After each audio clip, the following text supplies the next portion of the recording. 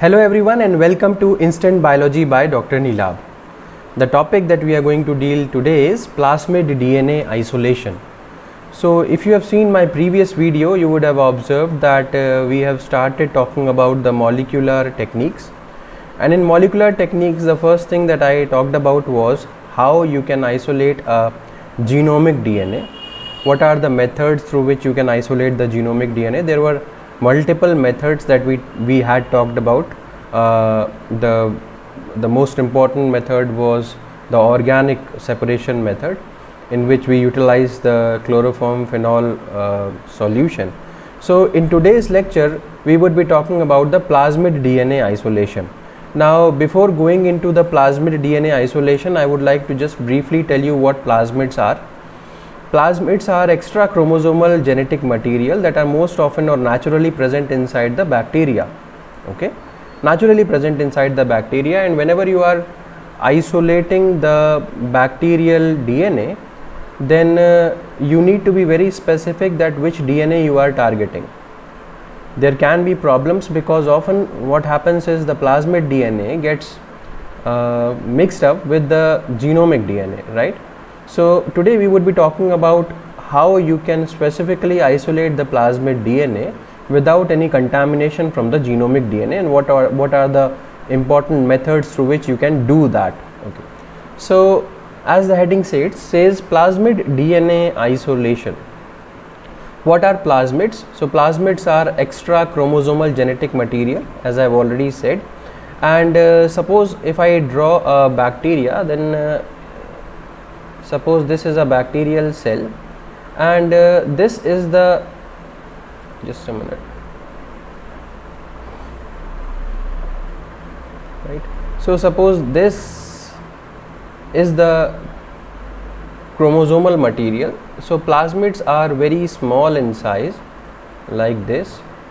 So these can be the plasmids. Both genetic materials are present on or inside the bacteria only. Plasmid DNA can be, in general, it is not a part of the chromosomal DNA, it stays separate. That is why we call it as extra chromosomal genetic material.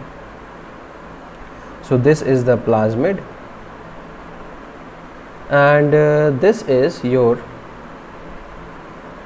chromosomal or chromosome of the genetic or the bacterial, the bacteria, right?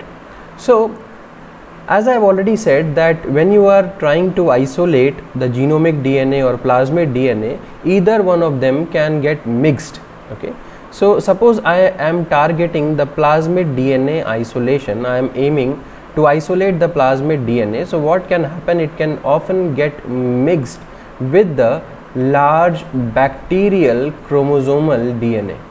Okay, that means this chromosomal DNA can often get mixed with this plasmid DNA when you are trying to isolate the plasmid. Okay, so definitely you would like to separate both of them, right? The method of separation of the DNA from the bacteria remains the same, but the problem arises when you want to specifically separate the plasmid DNA, right? So now we would be talking about what are the important methods through which you can separate both of them. So separation can be based upon the physical differences. Okay, separation can be based upon the physical differences, and what are these physical differences? One is the size and another one is the conformation. One is the size and another one is the conformation. We would be talking more about this. Okay, we would be talking about this in much more detail. So initially try and understand this, that initially both plasmid DNA and the chromosomal DNA are mostly circular. That is the way I had drawn them. Both of them are circular. Over here you can see them, that the chromosomal DNA is also circular, plasmid DNA is also circular. This is the initial phase. But when you are trying to isolate the DNA, then what will happen, or during the preparation of cell extract, when you want to prepare the cell extract, during that phase what happens is that the larger chromosomal DNA, it gets broken down into the linear fragments. And why would that be so? Something that is very large, it is difficult to carry it, or it is difficult for that large thing to stick to its conformation or to restrict to its size, because it is so large in size. Therefore, the large chromosomal DNA during the preparation or during the process of the preparation of cell extract, what happens is it breaks down into linear fragments. It breaks down into very small DNA fragments. Okay, so large chromosomal DNA, let me just show you. Suppose this one was the large circular chromosomal DNA. What will happen? It will break down into linear DNA fragments. They would be definitely they would be double stranded, but they would be broken down into this. Okay, they would definitely be double stranded. I am drawing one like this. Okay, they would definitely be double stranded, but they would be broken down like this. Why I told you. Now let us move forward and talk about the plasmid DNA. Remember, the plasmid DNA was smaller in size as compared to the genomic DNA, isn't it? The plasmid DNA was smaller in size. Because of that, the small things can easily retain their conformation or shape. That is why the plasmid does not get broken down just like the genomic DNA. It does not get broken down into small fragments, but it remains as covalently closed circular DNA. So first of all, let me just write down what does this CcC means. Covalently closed circular DNA. Okay, so so if I try to speak in easy words, then the plasmid will stick to its original shape, but the cell extract during the preparation of the cell extract, what will happen? The large chromosomal DNA will be broken down into linear fragments. So this is what will happen. Let us move forward and then talk about that when this kind of differentiation happens. Now you can see that the shape or the conformation has changed. What conformation has changed? The chromosomal DNA is in the form of linear small fragments now, and the plasmid DNA is in the form of covalently closed circular DNA form. Okay, now since I've already said that the plasmid DNA basically remains in the supercoiled phase. Okay, it is over here also the plasmid will remain in the supercoiled state. Supercoiled state means it will be something like this. Okay, it would be coiled on itself. Plasmid is in the supercoiled state, but the talking about the chromosomal DNA, it has since back then when the cell extract was prepared, it has now converted into the linear fragment, so it is no longer in the supercoiled form. The linear fragments do not remain in the supercoiled conformation. Now you can see that there is a clear-cut differentiation between both of them. So one is in supercoiled conformation and the other one is in non-supercoiled conformation. So non-supercoiled is the linear fragments, or in other words I can say the chromosomal DNA. But the supercoiled DNA is nothing but our plasmid DNA. Okay, so over here you can see a clear-cut differentiation.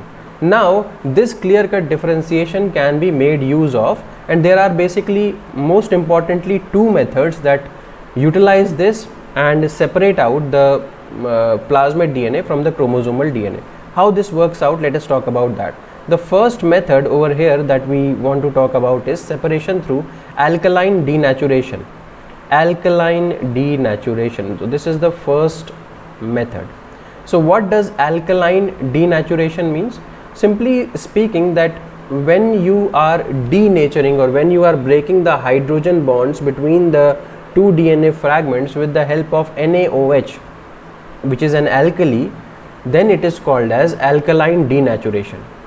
Okay, now understand this, that there can be a differentiation or there can be a variation in the denaturation of the chromosomal and the plasmid DNA. Definitely. Why will this happen? Because their conformation is different. One is in the linear form and the other one is the in the covalently closed circular form, that is supercoiled also.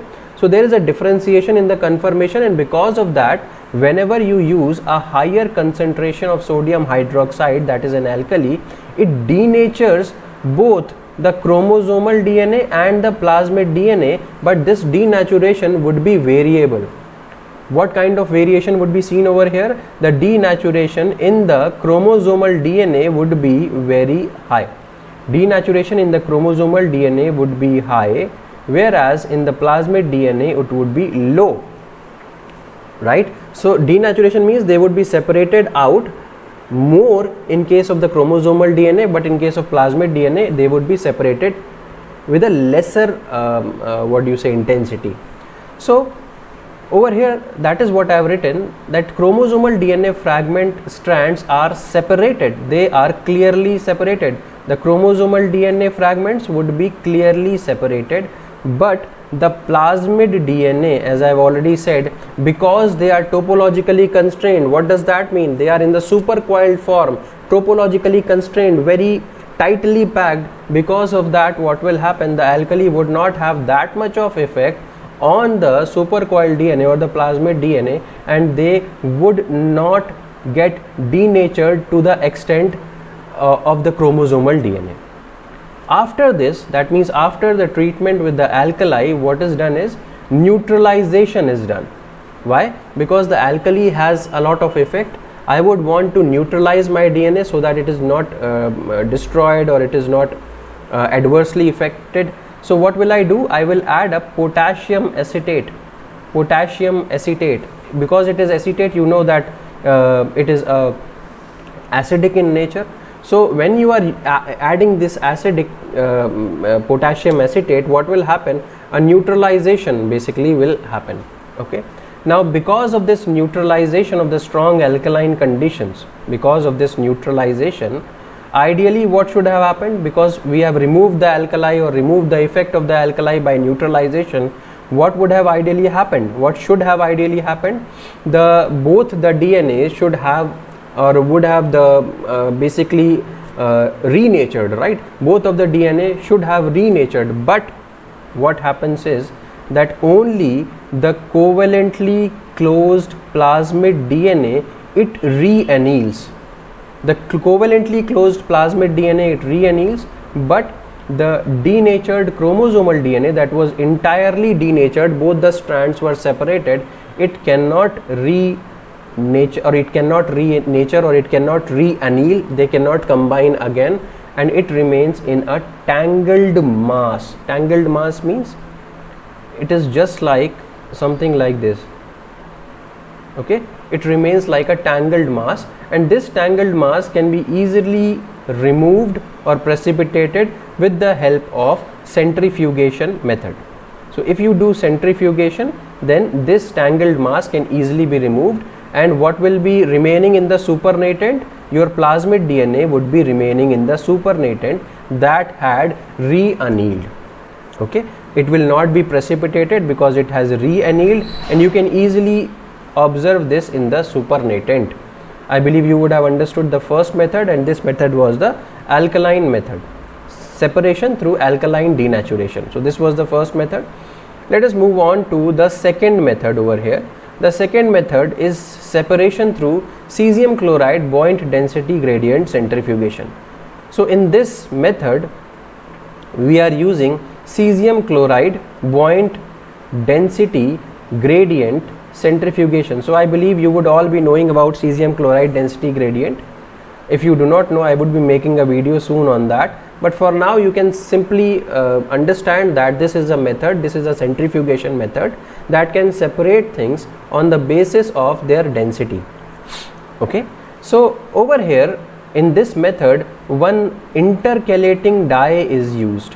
Intercalating dye is used. The name of the dye is ETBr. If I write the full form, then it is ethidium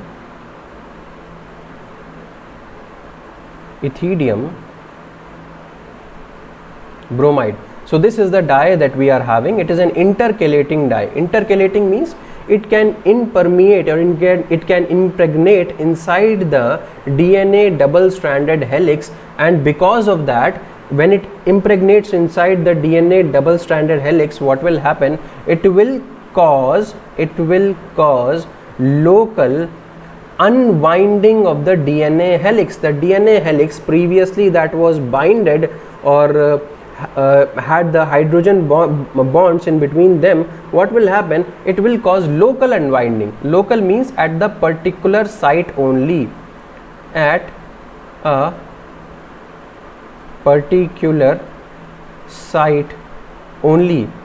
That means you will not see this kind of effect throughout the length of the DNA strand, no, but it will happen only at a particular spot. That is called as local unwinding of the DNA helix. And this will cause, because if something is properly aligned, if something is joined together, then definitely the density is high. Okay, if suppose I am doing this, if I am aligning two things, if I am fixing two things together, then there are no air gaps in between, so definitely the density of this is pretty high. Okay, but if I try and make a structure like this, okay, make a structure like this, so this, what will happen? This will cause air gaps in between, and because of this the density of this kind of structure would be lowered. Okay, so that is what I am talking about over here, that the impregnation of the ethidium bromide would cause reduced molecular density of DNA. The molecular density of the DNA would reduce. I would like to show you the diagrammatic representation also. Over here you can see the normal double stranded helix. Okay, just let me write down. So this is the normal double stranded helix. But if you see over here, this is the intercalating agent, ETBr, let us say. So this ETBr, what has happened? It has impregnated, or it has got itself inserted in between the double helix, and because of that you can see the DNA has become distorted at these places. Because of this distortion, what happens is the reduction in density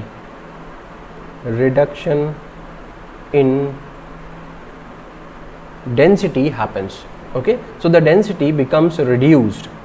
Now I have already said that there are topological differences between the plasmid DNA and the genomic DNA. I have already said that the plasmid DNA is covalently closed, circular and supercoiled DNA, whereas the chromosomal DNA is in the form of linear fragments. I have already told you about this.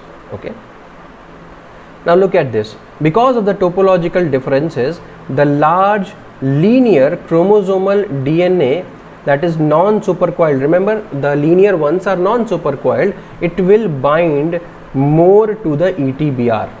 Okay, there would be more binding of ETBr to this chromosomal DNA, and there would be a lesser binding of ETBr to the supercoiled DNA. And why would this happen? Because supercoiled DNA is so much what do we say, it has so constricted structure that ETBr would not be able to get inside the supercoiled DNA. I've already said, right, that the supercoiled DNA is very topologically constrained, so there are very less chances that ETBr would go inside. That means the very less amount of ETBr would be able to bind to the supercoiled DNA as compared to the large linear chromosomal DNA.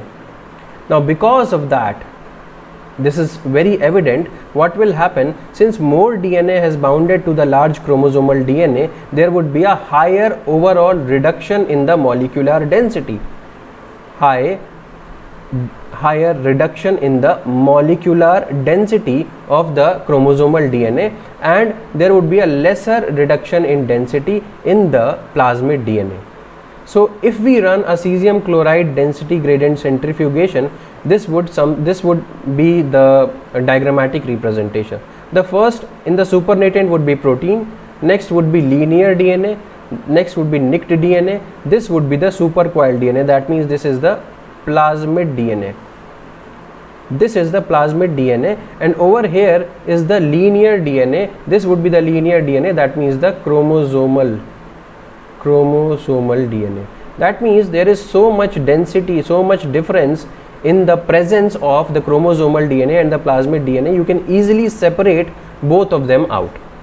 Because of the difference in the densities, you can easily separate both of them out. Why? Because chromosomal DNA absorbs more ETBR, so there would be a higher reduction in the density. That is why it will be present up in the supernatant, whereas the plasmid DNA, it will have more density because less ETBR would be impregnated. That is why it will be having a higher density. Okay, so I believe you would have this clear in your mind. So these were the two methods through which you can easily isolate the plasmid DNA. I believe you would have easily understood this. If you have liked the lecture, please hit the like button, subscribe to my channel, and also share with your friends so that all of you can study together. Do not forget to press the bell icon so that you can get the latest updates. Thank you so much and have a great day.